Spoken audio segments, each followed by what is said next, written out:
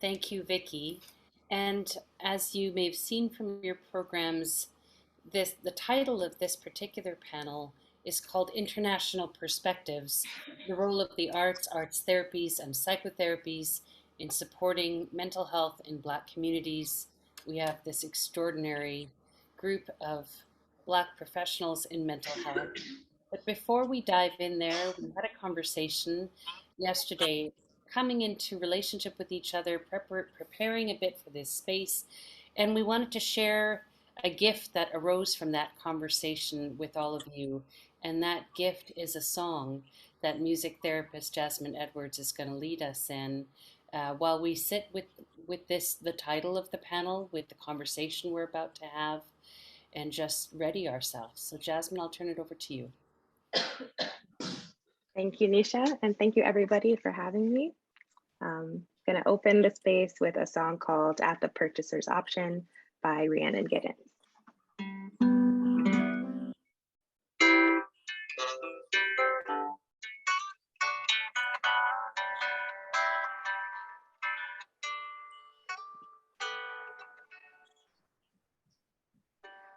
I gotta pay, but shall I keep it?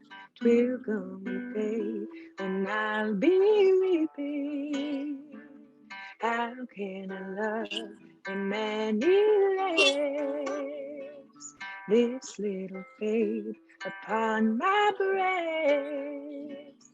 Take my body, you could take my bones, take my blood, but not my soul. Take my body, you can take my bones, take my blood, but not my soul.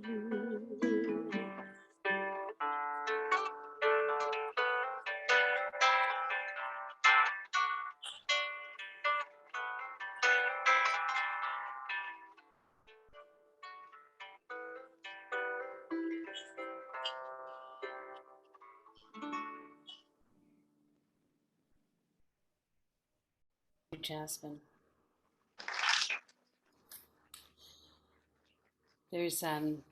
We're brought to a different space when you offer us something like that. And so pulling back from that into introductions still feels a bit distant to do, but I really want people to know who else is here joining us in conversation. So I'm going to ask you to, everyone in the audience, online or in person, and here in this panel, to hold on to the feeling that is with us now. And I'm just going to share a bit about who we have here sharing perspectives. I'm going to start with Jasmine because Jasmine started us off in song. Jasmine Edwards is a creative arts therapy coordinator working as a music therapist within a pediatric medical setting in New York City. She served as an adjunct faculty at Nazareth College, Montclair State. She also teaches music therapy at Howard University, which she has the distinction of being the first person to do so in a historically Black college or university in the US. And Earl Pennycook, I'll introduce next, is currently working in private practice and works within a project that delivers psychotherapy to those who suffer from psychosis. Earl has worked in a variety of settings, from brief work within the NHS to managing frontline addiction and mental health services. Dion Daly is an art psychotherapist, co-lead for USEMI, the Racial Trauma Clinic in the Psychosis Therapy Project London, providing long-term therapeutic intervention for people experiencing psychosis. She was involved in the formation of Latimer Community Art Therapy in response to the Grenfell Tower fire, working with children and adults. Dion's interest is in psychosis, trauma, and an individual's experience of art making, enabling feelings of connectivity and well-being. We also have with us Samantha Adams, who's a British drama therapist and storyteller based in London. She's a visiting lecturer at the University of Roehampton, where she trained, teaching the Therapeutic Stories Unit. And Sam also teaches the pedagogy of storytelling at the Central School of Speech and Drama. As an executive volunteer member of the British Association of Drama Therapy, Sam recently proposed and is now organizing this year's annual Betha conference called the Carnival of Canboulay. Dialogues and Masquerades about Race and Power at Play in Drama Therapy, which is actually taking place at the end of this month, at the end of October, if you're interested in following that up. Natasha Saki is a registered dance movement psychotherapist, a somatic body mapping practitioner, a creative producer and facilitator. She coaches professional performing artists in body and movement awareness, and she's recently joined the University of Roehampton as a visiting lecturer for the MA of Dance Movement Psychotherapy. Natasha has a private practice offering one-to-one group therapy and also produces external training related to race, trauma, and well-being for the Black, African, and Asian Therapist Network. And last but not least, we have the wonderful Dr. Refilwe Lepere, who's a master storyteller, playwright, drama therapist, and facilitator. Refilwe possesses advanced skill sets as a writer, director, embodied learning practitioner, curriculum developer, and strategy advisor to multifunctional clients in global settings. Her latest play, The Way to a Man's Heart, is part of an anthology called Hauntings. Her numerous plays have been performed on multiple international stages. So we have quite an extraordinary group with us to enter into this conversation. And whenever we gather together like this in a panel for a brief amount of time, we have to ask ourselves, as we did in our preparatory conversation, what gets performed? What is performed in this space of 45 minutes or so that we have together? How will we enter into this conversation? So that's the question that we're going to begin with. How do you enter into this conversation? And I'm just going to leave the space open and somebody will begin.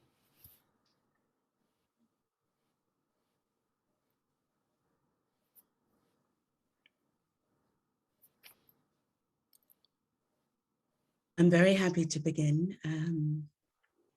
Nisha, thank you so much for those introductions. I feel really pleased to be here today, precisely because of that really genuine, rich, soulful meeting that we had yesterday. And so my pledge to myself is to be here in my whole body and to observe my breathing and to allow myself to use the language that works best for me, which is sometimes difficult for non-arts therapists and non-artists to understand. But I'm going to trust that the way that I communicate today and the words and the metaphors that may arrive in talking to you and having this conversation with you all is sufficient. And yeah, I think that's all I want to say for now.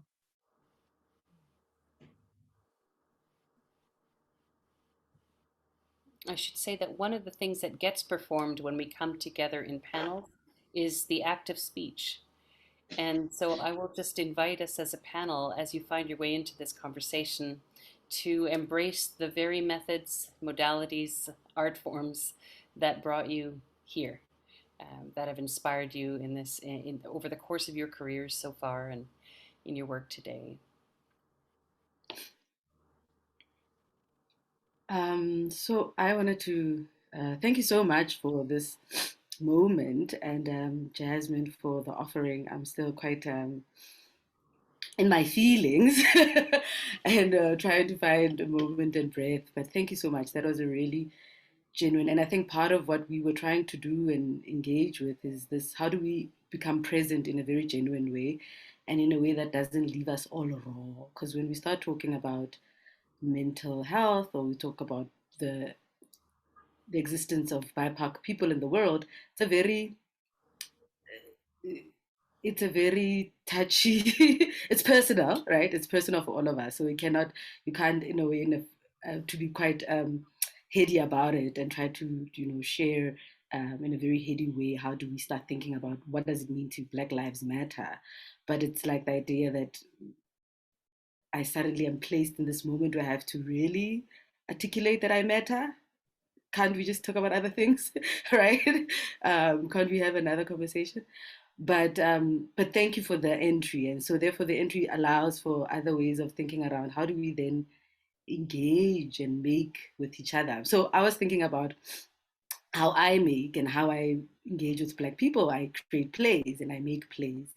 And and I wanted to share this. There's a poem that I normally use around um, in entry with other, uh, and it has worked so beautifully. I started using it when I was still in New York, and when I was trying to reach. I mean, sometimes we assume that Black people all just know each other and they get along and they cool, but it was this idea to reach. I'm from South Africa and everyone else is from the States, and I already that divide is huge, and there's no assumption that I know what experiences they do. But there was a poem that I used to use that would always, it did that bridge for us. It did the moment of, it entered us into a way that was interesting. And I think part of what the art space and the artworks that we do um, allow for that, for the experience that is not heady, for the experience that is not about forcing my way into your life, and for being together and being held. And I think the song opened that up in a very beautiful way to say we can be together and we don't have to force this relationship, but also um, so yeah, so I was thinking, so the whole time when Jasmine was singing, that poem came back and I was like, oh yes, that's how I enter into these kind of ways of thinking about my work and how I think about mental illness and black people and why I do and the work that I do, and to remove the pathology of mental illness in that. So now I'm very self-conscious about it suddenly. So I don't know, maybe I'll give another round of somebody else to speak, then I'll come back. Sure, But and yeah. when we come back, and when you feel inspired, Terefilwe, and no pressure around this, but I'm sure I'm not the only one wondering what's the poem. Oh, what's the poem? Oh, so it's a very interesting. It's a poem. It's from the play Hallelujah by Coley Norman. And the poem is Once I Knew a Poet. So there is something about the declaration that once I knew someone, so it's a declaration. I once knew someone and something happened to them. And so it's such a very, and when you do it with anyone, everybody goes, yeah, there's once, and suddenly you go into different um, stories, right? We can go into stories about people easily, especially if you think about vigils or once you knew somebody like this or once you knew this. And so even yourself, I once knew myself and I was like this. I once knew that. So it opens up so much of story because I work a lot with story. And so that idea of what are the other stories that are in the room. So it's called Once I Knew a Poet, and it's from the play Hallelujah by Colin.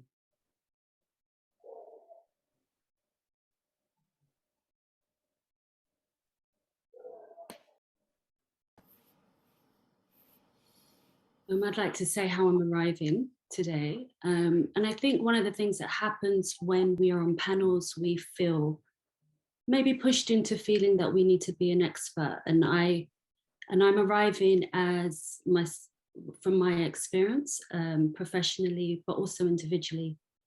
I also arrive not knowing everything, but being held by so many people, past and present, that hold this space.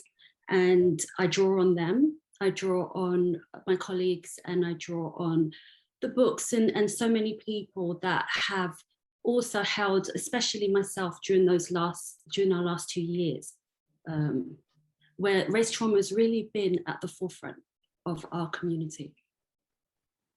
I also wanted to add to the language, and what I'm really excited about is all of us coming together. And I think when it comes to talking about race trauma, and the Black community, words do get in the way, and we all have different connotations of how we see and how we believe things. And I think it's so wonderful that we've got an international panel of art therapists and practitioners, and that we can begin a conversation from our perspectives. Often for me, it's not about the words, but it's about the nonverbal experience. It's about the embodied experience. I think I personally have to process that before I could even find my words.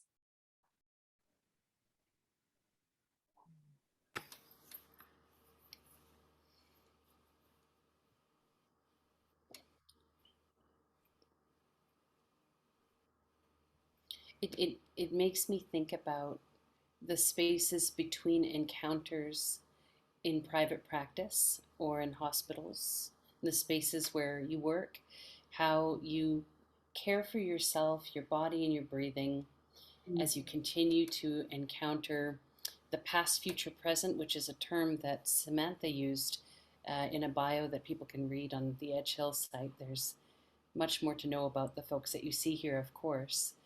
But as somebody who's working with, as you spoke to it briefly, Natasha, the past that's always there, the present right here, and the future that you are walking.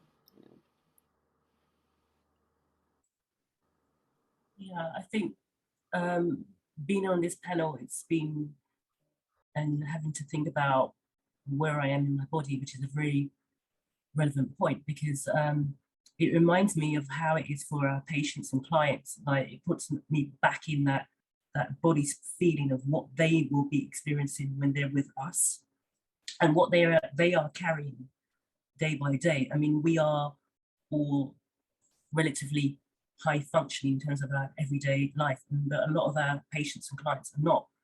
And that is something to really think about, how we're able to function with all the intergenerational trauma, what we're carrying. And this thing about being here bodily, I find suddenly reflect on some of my own mark making that I use to self-soothe. And I've just been here this morning, I suddenly realized there's a motif that I use all the time when I'm doodling. And it just comes up naturally. And I just thought, hang on a second, this is how and it's this wire, it's just not in my stomach, but it's like a wire that unfolds and pierces through different vessels and muscles, and it's just there, and it unravels and it recoils. It's like it's really strange that I just suddenly realized that is part of my signature when I do make art. It's just there, always there. So it's been quite interesting to think about that in relation to the pain that our patients are carrying around, and how difficult it is for them to bring their whole self to us to articulate their feelings, that we can then move them on in their journey of well-being. So that's where I'm at.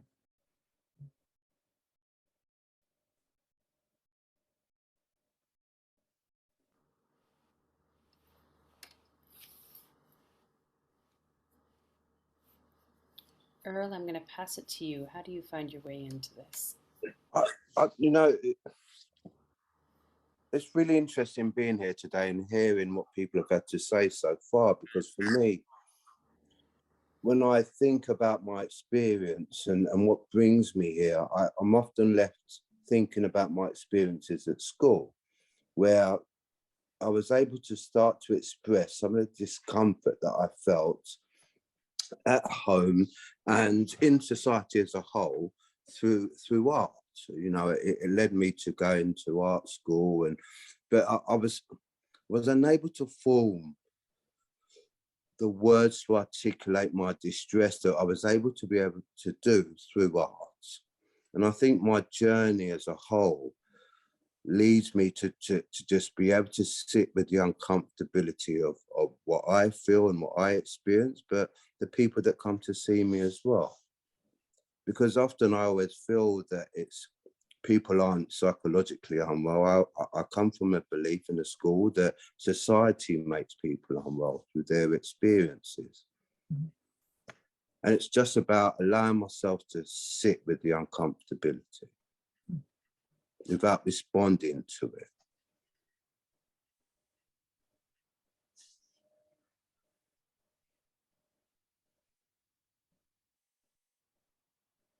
And just going back to what Dion was saying, you know, we're lucky as a group, we're high functioning, but we've all come to this space with our own difficulties. And it leads me to think about the clients that we work with who are unable to function at this level, and how we can be of support and help to them.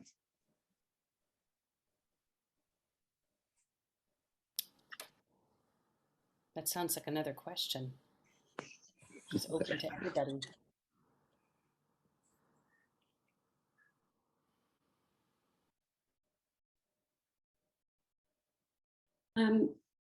I think Well, my experience, and I would say that the experience of race trauma is not just a cognitive one. It's not something that we can just resolve by thinking. It's an embodied experience. We live it. You know, it's passed through our generations. We speak it, and it's very unconscious. You know, we have to learn to deal with our own internalized depression, as well as, and through that learning, be able to hold space for others. But I think also as art therapists, what we really offer is a space in between, you know, a gap from where it's here, where the trauma is, to maybe some kind of container and a way of expressing, whether it be through dance or movement or art, or and to be fair, as the Black community, we've always used these as our resources. You know, that's always been part of us, and I think it's because of that embodied experience, like what Earl referred to. It takes a while before it can be processed on a cognitive level, you know. And also, I just want to add that trauma takes away, it can hijack our thoughts, but it can take away our creative thinking. And I think that if we can, and I think that's the creativity around it, to maybe reauthor something or reimagine something in this space, I think is one of the things that we all offer. Thank you for sharing that, Natasha. And it was so germane to what came up yesterday, which was this curiosity for one another and how we use our modality to acknowledge the nuance of the Black experience and how we bring that unique perspective to the people that we serve. And I'm thinking I feel like a lot of us have talked about what we carry and how we commune with those who have come before us and how we prepare for the future. And that's something that I'm really curious about, particularly as a music therapist and somebody who utilizes music.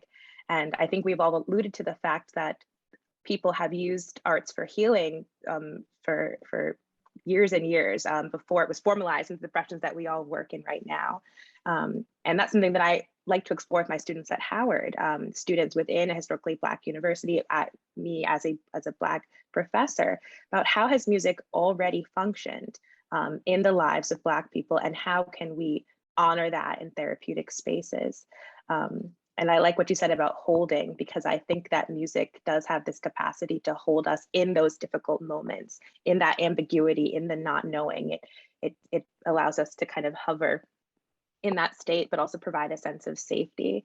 And I also wanted to share kind of a little bit about, you know, how we decided music was a part of this space today. And I think it definitely comes from the way I use music for my own coping, to understand what's going on in my body, to move something through my body, and to feel connected to my community. And I think I said yesterday, I felt like something stirred in my heart. I was striving for a connection with all of you, despite being so far away. I felt, you know, this warmth and this gratitude to be in community that I know I long for. You know, as somebody who works within predominantly white institutions, went to predominantly white institutions, and that song in particular that I played at the beginning came to mind immediately, because it is one of those tunes that allows me to connect with my ancestors and to feel connected to the lineage of Black music that I am born out of, that I grow from, and that I strive to acknowledge and honor, because it tells this immense tapestry, a nuanced tale of not only resilience, which I know we're going to talk more about how we bolster resilience, but also resistance. And I'm so excited for that next step in music therapy, and I think across the modalities of how do we honor resilience and also bolster the options for ourselves and for the people that we serve to move into a place of resistance. Jasmine, would you mind sharing a bit about what the meaning behind the song? Of course, yes. So the first song I played was it was called "At the Purchaser's Option" by an artist named Rhiannon Giddens. And the story behind the song is that she's like a kind of a historian in her own right and has done a lot of archiving around the Black experience in the United States. And she came across a flyer for the sale of an enslaved woman. And it described her. At the bottom of it, it noted that she had a baby with her, and the baby was at the purchaser's option. And I saw her play this live, and she said something that I always get a little teary-eyed when I talk about this, but the way she described it is that it was a story that longed to be told. It wasn't a song that she wrote, it was a song that came through her. And I love that sentiment, and that's often how I feel about music, that it stirs us. W.E.B. Du Bois said that music was meant to stir the hearts of men. And I felt stirred when we were all talking, and I just love how she encapsulates how she can continue the legacy of what Black music is and means, and a story that like begged to be retold kind of moved through her. And that chorus of, you can take my body, you can take my soul, you can take my blood, but not my soul. I love that sentiment. That was a line that really spoke to my heart and ears. You can't take my soul. That feels so very important. It made me think of other artists, Bob Marley for one. I can't remember the song, but he has a song where he draws on that as well. Thank you for sharing the background of that song.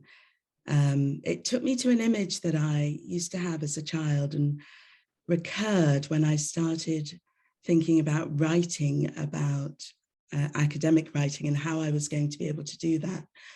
And the image that I have always had since I was a child, way before I became a drama therapist, way before I became a professional actor, which I was for 25 years. And it was the image of a naked Black woman on a block at a dock being sold. And that image just used to come in and out, in and out, in and out of my psyche. And I didn't really attach much thinking to it. I just accepted it because I think, particularly when you're a child, that's what you do. You allow the imagination to do what it does. And so it wasn't particularly a troubling image. It was interesting. I didn't understand it, didn't need to understand it. And then after becoming a drama therapist, and it began to reoccur when I was writing and feeling worried about, how am I going to explain what it is that I feel about my lived experience as a Black person? There is no language for it. So that image kept coming back. And I think the thing that I was also thinking in listening to you, Jasmine, and others, is that I now find it really helpful to think about creativity as really the first medicine that comes within our bodies by the very nature of being human, that's there when we are babies in the womb, that we are somehow already connecting with the world through image, through our imagination, and that continues. And in childhood, we are so open to the idea of play and creativity. And if we continue to do that throughout our lives, we have a natural resource, an inbuilt resource that we all have access to, no matter where we're from. But perhaps if we are from a Black culture, I often think that somehow that connection with creativity, with music in particular, and perhaps with theatre, in my case, there's a kind of a sort of, I want to sort of do this. There's a kind of, yeah, this is my space. I know this space. This is what I've always done. This is what I was taught to do. And somewhere in our lived experience, in our lived experience that is one of oppression and learning to exist in a world that isn't fair, wherever we come from, sadly, as Black people. Even in this country, and I consider myself to have had a very privileged life compared to some of the people that I work with, that connection to first medicine, to creativity as first medicine, is lost, or it's taken away from us. And so the illness that arrives with so much being taken away from us, that pathway back to creativity is equally nuanced. We know it, we feel it, we always have.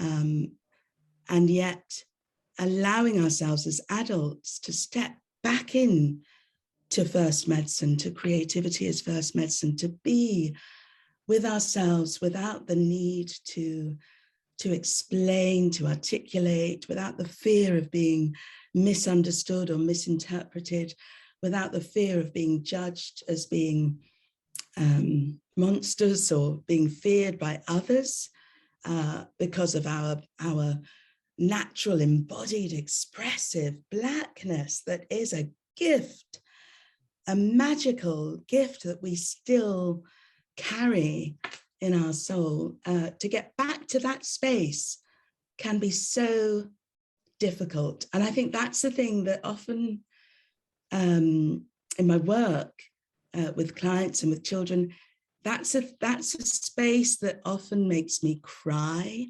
knowing that feeling that it shouldn't be so hard to get back to creativity. It should be everyone's right. And I guess I also feel really honored in those moments to be able to be alongside somebody, to invite them to dare to step back into that space that is theirs, where they can be all of who they are without needing to explain or interpret what it is that they are with. I'm really loving being here with an audience that I have a sense of, but particularly with other practitioners that I can feel are doing this thing that we do that's so normal, that we've trained to do, but is so normal and every human has access to. It's lovely, really lovely to have this connection with you all. I wanted to come in there because I'm appreciating the image of the woman, and I've been thinking a lot around also about having come through, as Jasmine was saying, also come through a very colonized curriculum, right? So where you're chronically colonized 0 to 20 curriculum is just all about how you learn to fragment yourself. And if we think of, I mean, in South African terms, you think of the image of, and we really do misuse her, but I'm thinking of the image of Sarah Bartman and how she's that image of a very colonized space and how coloniality fragments you, right? It's trauma, it cuts you up. And what they did with her was to cut her up, and her body becomes shared amongst different museums and different spaces. And that sometimes I imagine, and that's why I wanted to jump in, because that imagery for me stays with that, is that there's a way that we come in through our time of learning, and that we stop knowing how to be in ourselves and in our bodies because you've been so fragmented. There are parts of you left at the gate. I always talk about it, that we leave at the gate of the university, or at the gate of the school, or at the gate of the whichever place you started leaving yourself at. And when you come out and you have to now redo this, you have to learn to sing again, or you have to learn to tell a story again. And when I grew up, it was an easy thing of Ineri, Nala, then we go into the story, or but now I have to go, what are the stories of my people? Like, Ma, like, what's the story? Tell me the story. And I'm a grown person, I'm 30. And I see it with my students, the trauma, when you say to them, go home and ask for a story. And they go, what? I am allowed to bring my grandmother into this room. What? I'm allowed to, no, I must go look for a story at home. No. And the hurt that when some students can even say a story in their native tongue, and they can tell a full story, the hurt of some who can't, where they've lost the language, right? They've lost even the way of speaking, that they don't know how to tell the story. They can't tell your story in full Setswana. They have to mix it up because coloniality has fragmented them. And so it's interesting because we never think of that as trauma, and we never think of that moment of having for them to go and find that stories, to find fragments of themselves.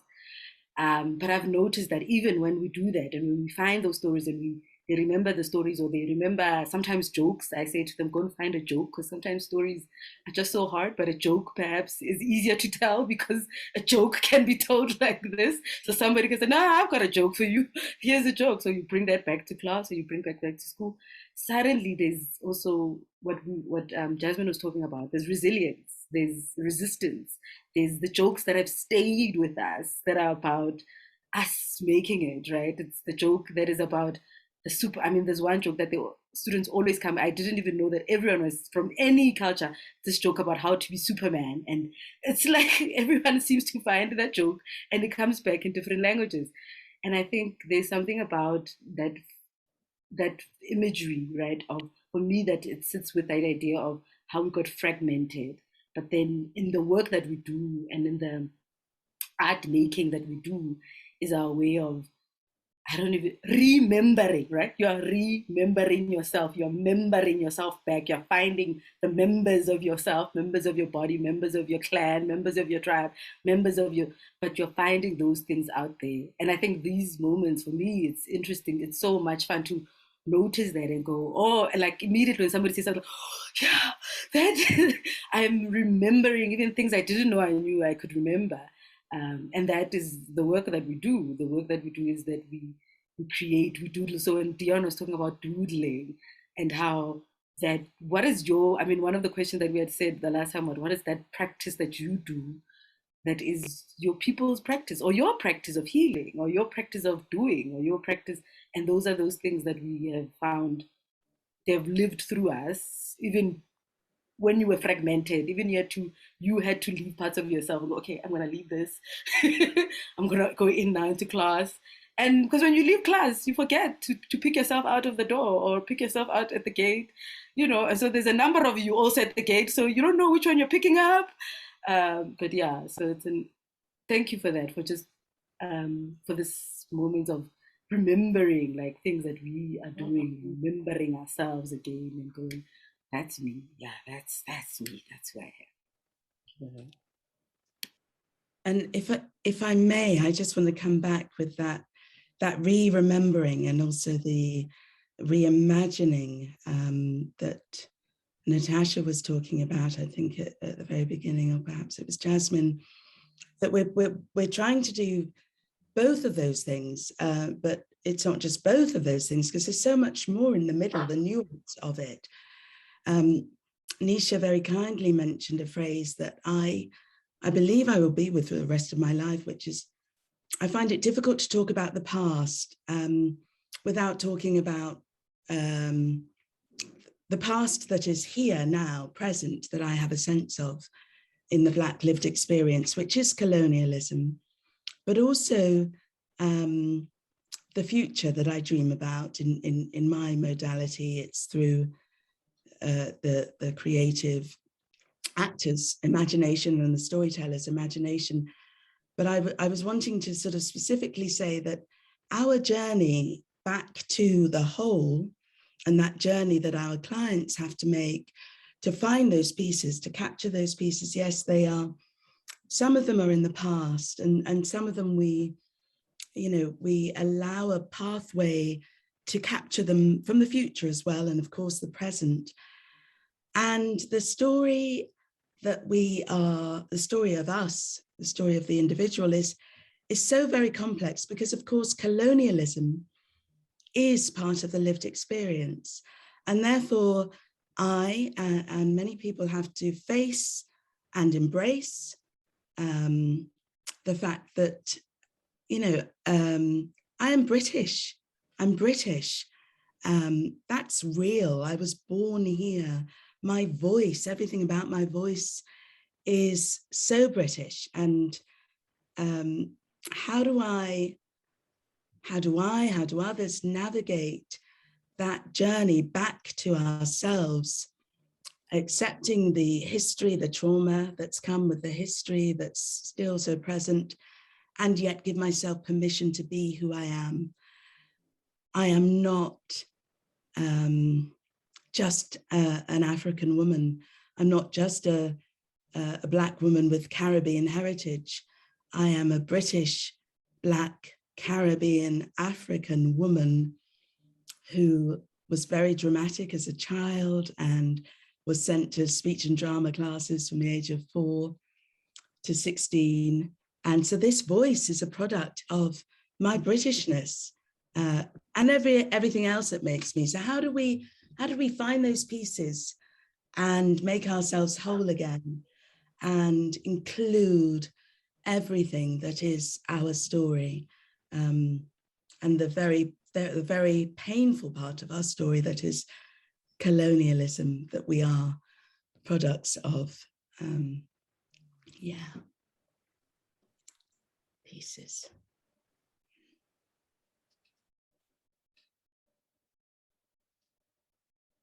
Sam, when I was listening to you, and also just thinking about the fragmentation and, these pieces, and thinking about the diaspora, sometimes that's what it feels like, and holding on. And then, I was thinking, we've always been communicating through the arts. I remember being 15 and listening to hip hop, and that was teaching me things about what was going on for the Black community in the States. And then I grew up on calypso and soca, and I grew up on reggae. And, I know the lyrics of Bob Marley because that's my father's music, and it was played every Saturday. As we grew, this is, the dances, the grounding, that when you're dancing to reggae, and the way we ground our feet and our hips and our bodies into the earth, and we draw strength from that. There's a communication that the arts has always been having, that we've always been having. And a really great DJ friend of mine said to me once that, when culture is changing, because it starts with the music, and then the dancers follow, and then the fashion follows, and then the art follows. And that's, so there's something about how do we bring those pieces together?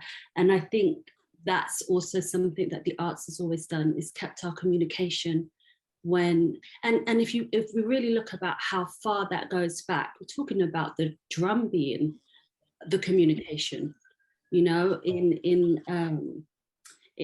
Africa. So, I don't know, there was something about that just, and also your movement earlier, you got me stirred.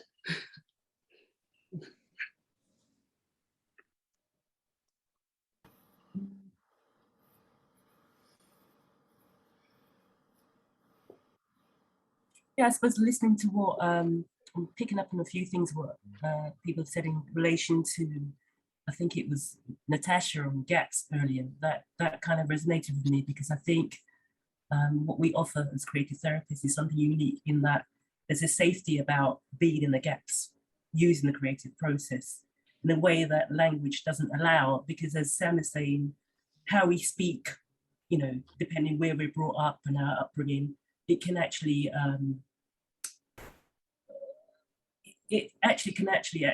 act as an hindrance to our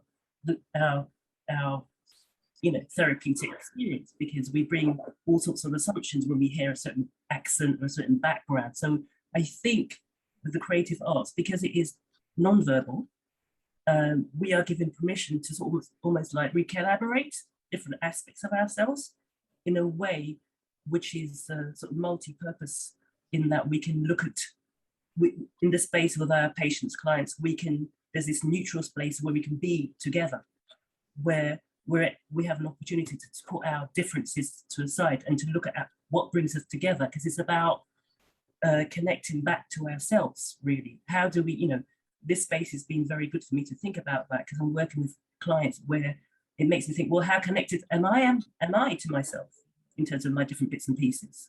You know, why is it I only explore this back to part of myself and not this? What's going on here? What am I frightened to think about? What is it that I'm frightened to deal with? So being here is quite thought-provoking for me, because it enables me to kind of think more like my patients in terms of what they may be experiencing with me and what I'm bringing to the space. So gaps and connectivity to the self is really important, because it seems like that's what we are trying to do with our patients, to encourage a deeper connectivity with self, can enable them to function in the way that they need to in this society or wherever we are. So, yeah, thank you. Yes, I'm feeling this too. I'm also thinking about my patients right now, and I feel like a lot of us have talked about in so many words that the nuance of the Black experience, and that's something that's a relatively new thought for myself, because of the way we've been socialized to believe that Blackness functions as a monolith. There is one way to manifest as a Black person, and there are expectations that society places on you. And when you don't meet those expectations, you are continually othered. And I watched this program when I was going to college. My dad recorded it for me, and he said, the title of it was, "What does it mean to be Black in America?" And the last person who spoke said something to the effect of, "I finally realized that the most radical thing I can do as a Black person is to just be myself, and that I can be any kind of way as a Black person." And that was just, it changed my whole world. And I think about that so much because I work a lot with adolescents who are in this figuring out, who am I and who am I allowed to be? Who can I be? Who is it safe to be? And I think there's something immensely powerful about all of us celebrating, not only working to find and integrate our bits and pieces, but to celebrate the unique tapestry that we are within our Black experience. And I find that to be actually a quite radical notion. That I can be any kind of way and I am still valid in my Blackness. And that feels really important, I think, as we care for our patients and clients too. It's interesting because, based on following on from what Jasmine's saying, it leads me to think about watching an Nina Simone documentary that was on Netflix, and there's a part where she sings on stage, "I wish I knew what it was like to be free." There's a part of it where she just escapes into the physical, and that's beyond words. And that's what really resonates with me based on these conversations, but as a whole, that we just need to be whoever we are, because that's enough. And I think that the idea of the colonizers, that we become what they want us to be, and this is what the difficulty is with our clients, that they want to be free from that. You know, but I just want to add on one other thing. So a few years ago, I was doing a genealogy tree, and it only went back to 1824. And it was at that point that I realized that a female relative of mine, thinking about the lady on the block through your song, Jasmine, it just made me think about the absolute horror a female relative of mine had. And that experience that led to me many generations down the line. And the absolute trauma being passed down from generation to generation that is, as we've been saying, beyond words. And when I think about psychosis, it's beyond words. It's the embodiment of trauma and distress over the generations passed down. And a lot of the time it's unknowingly.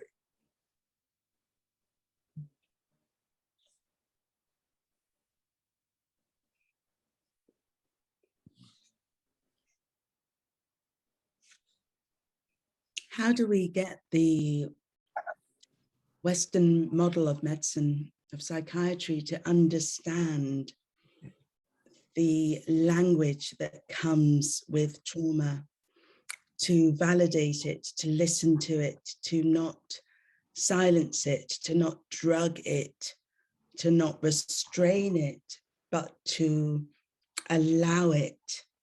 How do we allow the language that comes with pain, with trauma, and with creativity, because that is what the brain is doing, in a sense, is trying to find a way to be with the madness, or to be with the trauma, to be with the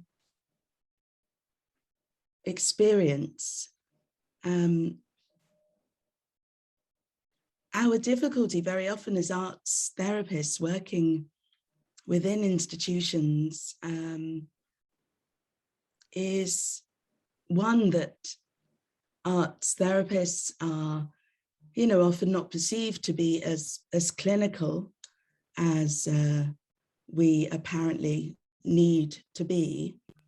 And so that arts therapists, whatever their modality is having to fight that battle, as well as the battle on behalf of their patients, or children, or women that I work with in the community who have experience with the criminal justice system. So we're having to have several fights, at least two, as arts therapists ourselves. And I guess the primary fight is as complicated, because of course we understand that the need for evidence and research into our practice is necessary. It's necessary because we need to be validated, we need to be believed, we need to explain to people that don't have our language, or at least in the medical space. I always found it very interesting that actually in the world of privilege, art is right up there. And, it's something that only those who can afford it, or who have been to the right school, are allowed to access. It is, absolutely regarded as something that is necessary for humans. Yet in the medical world, art is somewhere down there. It's not allowed to have the same space that we give it elsewhere in the cultural world, around the world in different ways, but particularly in the Western world. How do we ensure that we can, yes, do research and bring that to the medical model, but also not lose our language? How can we invite doctors, psychiatrists, nurses to step into our world and to understand that there isn't one way, there isn't one language, and certainly with mental ill health, there is very little language often to describe what a patient is feeling or has experienced. How do we do that? Sam, I'm going to use the questions that you have put out there, as well as the questions that are remaining in the air. The shift from resilience to resistance, the fragmentation, contradiction, and the wholeness that has been conjured, the past, the present, and the future. I'm going to pass this back over to Jasmine to bring us home in this conversation, and let it be a song to our finding our way back into wholeness and picking ourselves up at whatever doors have been conjured in the imagination, even as we step into this conversation and prepare to move into the next space in our lives. Jasmine, over to you. Yes, thank you, Nisha. I had planned to sing a song I played yesterday that's called Woya Ya by a Ghanaian band called Obsidi Sa, and I want to play that still, but I feel like I have to acknowledge Bob Marley, who has made his way into our space today, so perhaps I can do a bit of both. Okay. Please sing if you know the first tune. Oh, Once they robbed by, sold I to the merchant ships. Minutes after they took I from that bottomless pit, but my hand was made strong by the hand of the Almighty. We forward in this generation triumphantly. Won't you help to sing these songs of freedom? 'Cause all I ever had, redemption songs, all I ever had, redemption songs. We are going, heaven knows where we are going, but we know it is, and we will get there. Heaven knows how we'll get there, but we know we will.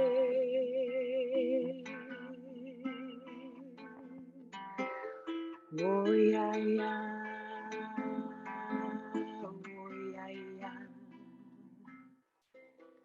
Oh yeah, yeah. Oh yeah, yeah.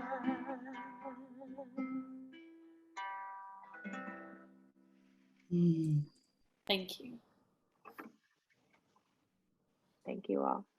Thank you all for the slowness, for the tears, for the brilliance, for that ending, Jasmine. I'm seldom filled up with what I'm filled up with now at the end of a panel conversation. So I know something different is at work here. Vicki, thank you for the invitation. I'll pass this back over to you.